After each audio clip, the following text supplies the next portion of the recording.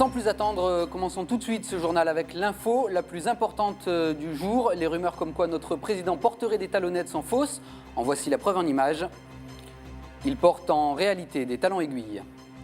L'autre info importante de ce jour est également un démenti. Les rumeurs comme quoi les nains de Blanche-Neige étaient 7 sont fausses. En voici la preuve en images. En réalité, ils étaient 8.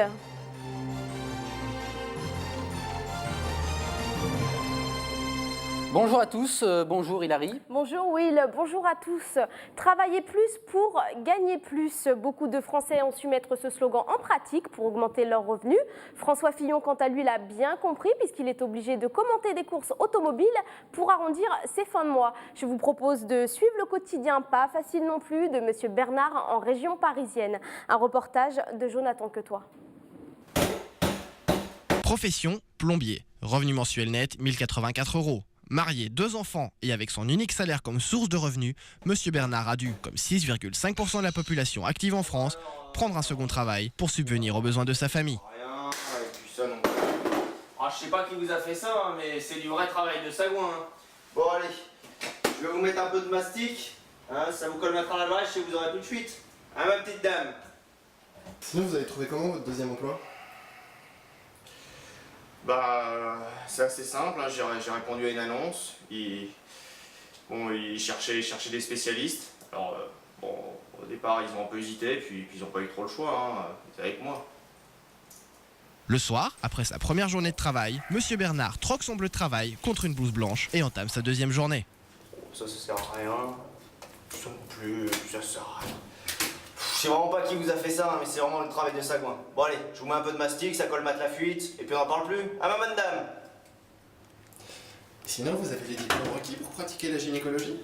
Oh, des diplômes, pas vraiment, mais bon, vous savez, aujourd'hui, un Photoshop, une bonne imprimante, on n'en parle plus, hein. Et puis bon, c'est le même travail, il n'y a que la couleur de la blouse qui change. D'après l'INSEE, ils sont aujourd'hui 200 000 Français à cumuler 2 emplois. Pire, 2,9% d'entre eux sont même obligés d'en cumuler 3. Et c'est malheureusement le cas de Monsieur Bernard qui, lorsqu'il n'est pas trop fatigué par sa double journée de travail, enfile une autre tenue, celle de directeur des ressources humaines dans une grande entreprise. Lui, il sert à rien. Celui-là non plus, il sert à rien. C'est vraiment du travail de sagouin.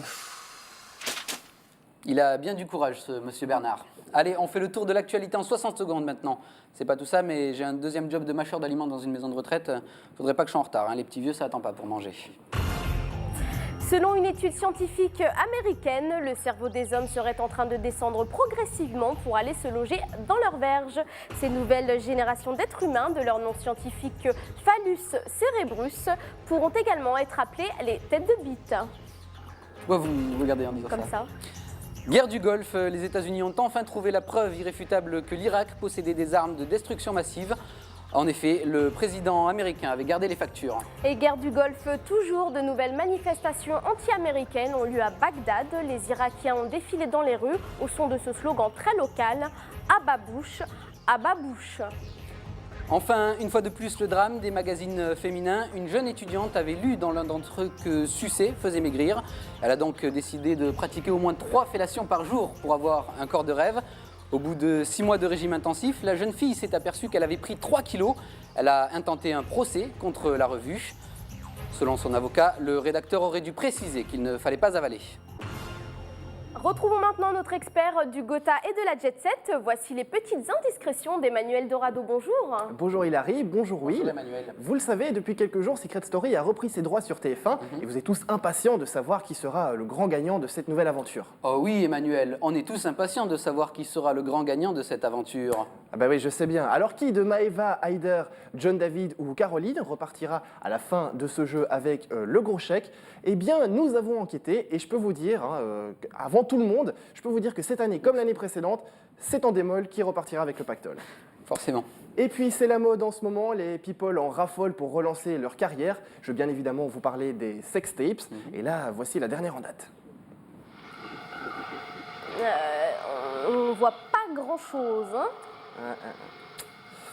Ouais, bah alors c'est l'inconvénient, c'est la sextape des Magic System. Ah, forcément oui. Et pour terminer Emmanuel, je crois que vous avez enquêté sur les coûts astronomiques des mariages de stars. Tout à fait, et surtout en particulier le mariage de Mélissa Torio et Jamel Debbouze. Bon, je peux vous dire, c'est un mariage et une cérémonie qui ont coûté vraiment très cher. Oui, combien? Ah non, par contre là je peux pas vous le dire, je suis désolé. Non, j'ai promis à Jamel de ne pas dévoiler l'information. Petite info quand même. Tout ce que je peux vous dire, c'est que ça lui a coûté un bras. Très bien. Merci Emmanuel. À bientôt avec des révélations encore plus avec des révélations. Toute l'actualité en bref maintenant.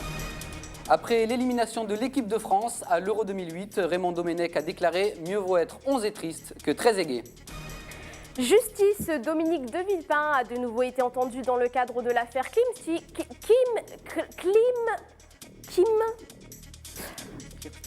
Il a été entendu. Sécurité routière, c'est un scandale qui vient ébranler le monde des deux roues. Les enquêteurs ont découvert que les motos japonaises ont des moteurs bridés. C'est la fin de ce journal, merci de l'avoir suivi et pour ceux qui veulent continuer à nous suivre, eh bien nous partons par là.